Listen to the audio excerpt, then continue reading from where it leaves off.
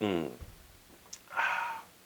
Well, hello, friends. I'm Mark Holmes. This is my buddy Cowboy Joe Boo, and as always, thank you guys for watching, commenting, and subscribing to the Joe Boo Sports Report. Without you guys, this literally doesn't work, and we are now open for business.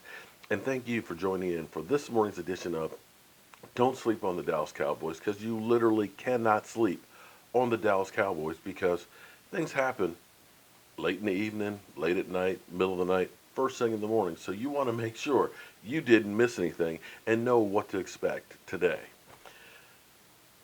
I absolutely positively enjoy doing this. I wake up literally in the morning thinking about the Dallas Cowboys. Well, I wake up thinking about my beautiful wife next to me, but I think about the Dallas Cowboys, finding out from all the different sources that come in and everything else what's going on, what to look for, and things like that. And I have a great time.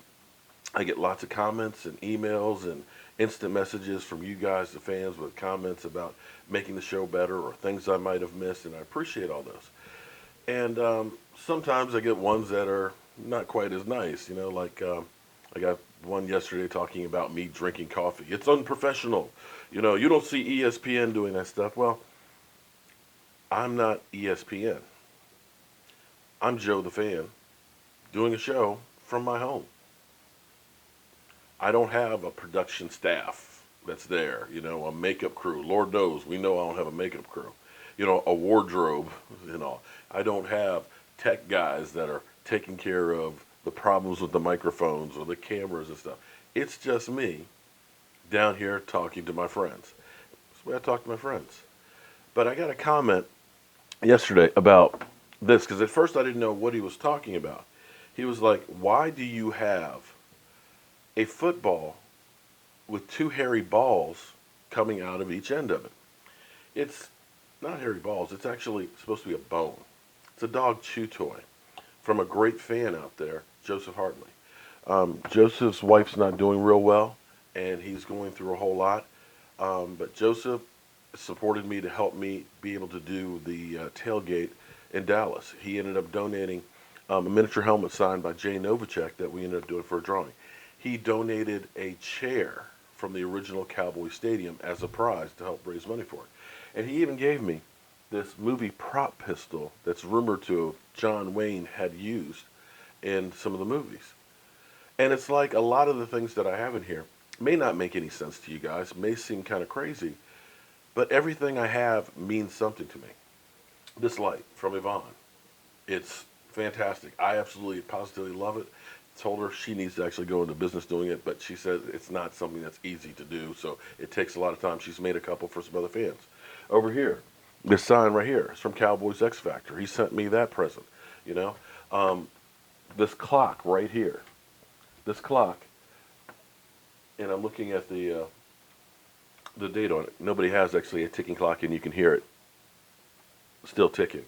This is my dad's, 1982. That's right, 1982. It's collectible, and believe it or not, it still actually works. So there's a lot of things that I have around here that are memorabilia that are important to me, and I like them. You don't like them, I'm sorry you don't, but everything has meaning. You sound kind of like my wife who says I have too much stuff in my man cave. You've just got it cluttered. You got stuff all over the place, and it's like, but don't touch any of it. Don't touch any of it. It all has a meaning. I can go through and point out every piece that's in here and say, I was blah, blah, blah, blah. I remember doing that. I remember meeting that person and so forth. So that's my collection, and that's my thing that, you know, all get passed on to Michael if he wants it down the road. So understand when you see something in here, ask me about it, and I'll tell you the story behind it. And so that's a lot of stuff, actually, is some really great, great stories. But anyway, on to our Dallas Cowboys, who are into their last week of OTAs. And then next week, we have minicamp for 3 days. And after that, it's a break until, oh, I don't even have that TV on. I am behind this morning. We have 96 days, 17 hours, 20 minutes, and 23 seconds. Oh, hold on. Let me refresh that. Until the football season starts. I'm sorry, 96 days, 8 hours, 15 minutes, and 56 seconds until the Cowboys kick off in Carolina. I don't know about you, but I literally cannot wait till that happens. I am happy. I'm excited about the team. DeMarcus Lawrence finally got some recognition. It's amazing because there was a poll out top 10 pass rushers in the NFL, and DeMarcus Lawrence wasn't one of them. Even though he had 14 and a half sacks, second in the NFL, he wasn't considered one of the top 10 pass rushers in the NFL, which I thought was really crazy. At least in the countdown, he was 34th, which is big. That's great. I mean, it's fantastic. Tyron Smith dropped to 44. Still, two guys right there in the top 50. You got to love that. Now, that probably should help in his negotiations a little bit. Although I think the Cowboys are more than happy to go ahead and just keep him at that franchise tag because they have little over a month to get that long-term deal done, or else his franchise tag for the year. I think that they're ready to go ahead and say, we'll roll the dice and chance having to pay him a whole lot more, see what these other guys have behind it, and see what happens. We'll have to wait and see on that. But here's a little something for some of you guys that don't believe in Dak Prescott. Great article, Cowboys at Wire, where they actually talked to Bucky Brooks. Bucky Brooks is one of the few guys that just seems like he's more realistic and not just a Dallas Cowboy hater.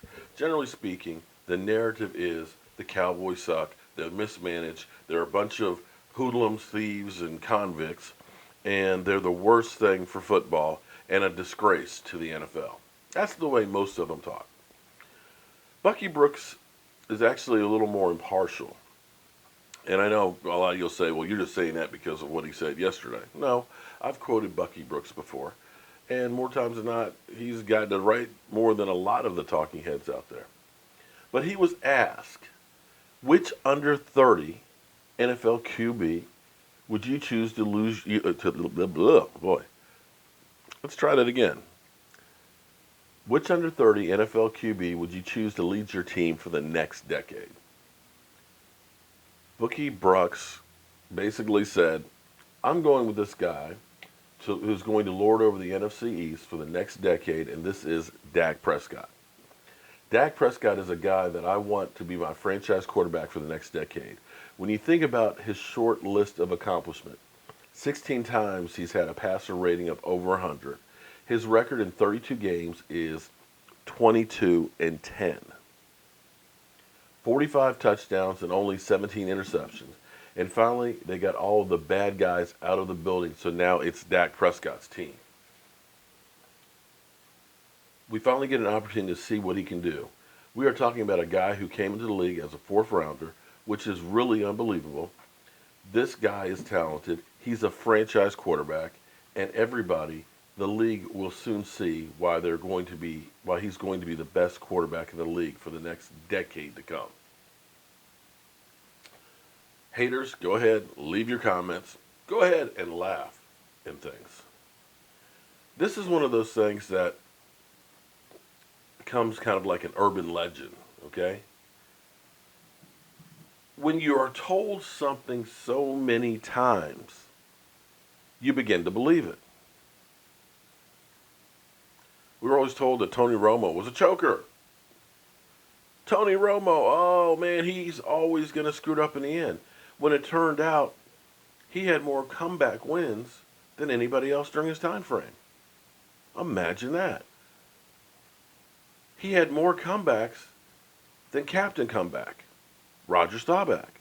But the narrative was out, no, Tony Romo, he just sucks. He's the worst quarterback in the NFL.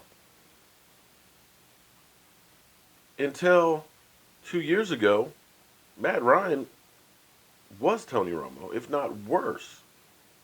Yeah, he got an MVP in 2016.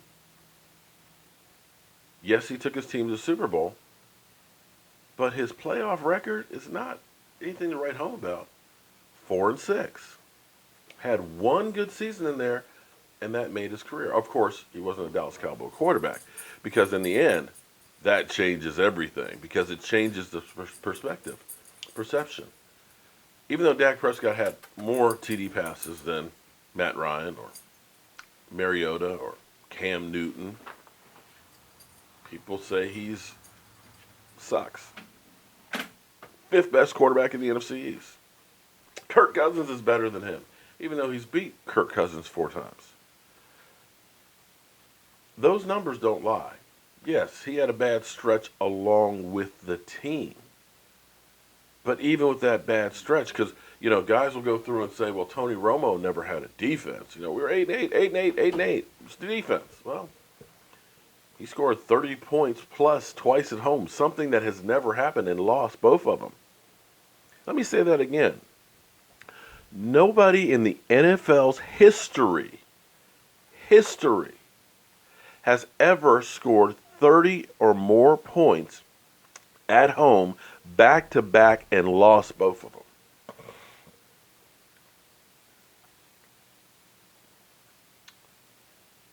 Had we won one of those games, had the defense been able to step up in just one of those games, been in the playoffs, had we won one more game, had we run the ball against Seattle and gotten a touchdown there and won the game and made the playoffs, would the perception, jeez, I'm really tripping this morning, perception be different about Dak Prescott than it is right now? Because it still was 9-7, even when everything else went wrong. And that happens not only to Dak Prescott, it happens to quarterbacks all around the league. Quarterbacks will go into slumps. They'll have good seasons and bad seasons. But consistency-wise, boom. He still had 28 touchdowns on the season with the 6 he ran in. 22 victories in 2 years. The only 2 seasons that we've had back-to-back victories with Jason Garrett. I don't know about you. I feel blessed that we've got Dak Prescott. Now, I know I'm going to be getting all the trolls that just say, you just love Dak Prescott. He can't do any wrong. No, I didn't say he can't do any wrong. But there's no quarterback out there who can't do anything wrong. They all make mistakes. I'm Mark Holmes. And I want to thank you guys for watching the Joe Boo Sports Report. Thank you guys for tuning in for last night's live stream. The numbers are growing like crazy, and I appreciate each and every one of you guys. We had Atlanta Falcon trolls. We had Giant trolls. We had Eagle trolls that all came in here to try and mess up my day. But I got to tell you, there's nothing you can do to mess up my day. And we even went out to our outdoor man cave and broadcasted a little bit from out there. Got to work on the sound a little bit in the set, but you can see we're going to have another set to work with. So you guys have a great day. It's already Tuesday. I'm Mark Holmes. This is Cowboy Joe Boo, and thank you guys for watching.